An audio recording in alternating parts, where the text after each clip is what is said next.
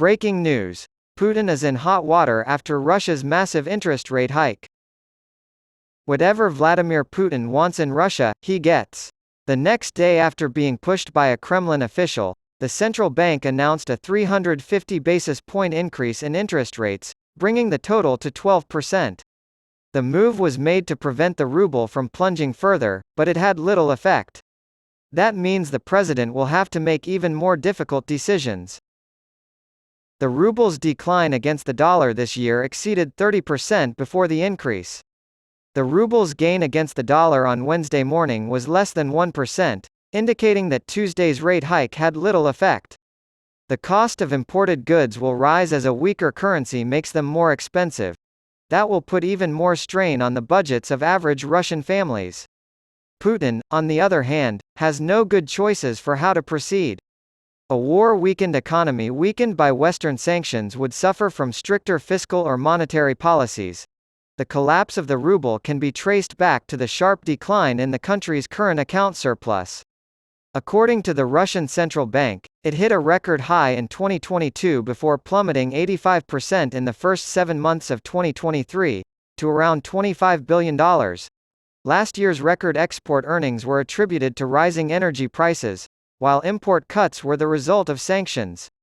Due to European oil and gas embargoes and lower energy prices, exports have dropped this year, while imports have risen as Russian businesses purchase from Asian countries that have not imposed sanctions. The central bank expected inflation to rise by 5% to 6.5% this year before the currency crash, which is higher than their 4% goal. Elvira Nabiullina, the governor, is losing the battle against low expectations. Russians now anticipate a price increase of over 11% over the course of the coming year. The rise in the military budget and the increase in pension and welfare costs that Putin has mandated have both contributed to a 20% increase in government spending this year. Cutting spending would be helpful for the ruble, but Putin has already promised to raise state pensions and cannot afford to cut supplies for his struggling military. It's also possible for the Fed to keep increasing interest rates. However, the currency's decline has continued despite the increases, which went from 7.5% in July to 12% on Tuesday. Putin, who will almost certainly be re-elected next year, does not have to worry about the same political constraints as Western leaders, and runaway inflation is not unheard of in wartime economies. But the plummeting ruble is a sign that sanctions are having an effect, as oil and gas earnings have dropped by 41% this year. That's why it might push the US and EU to impose even stricter sanctions.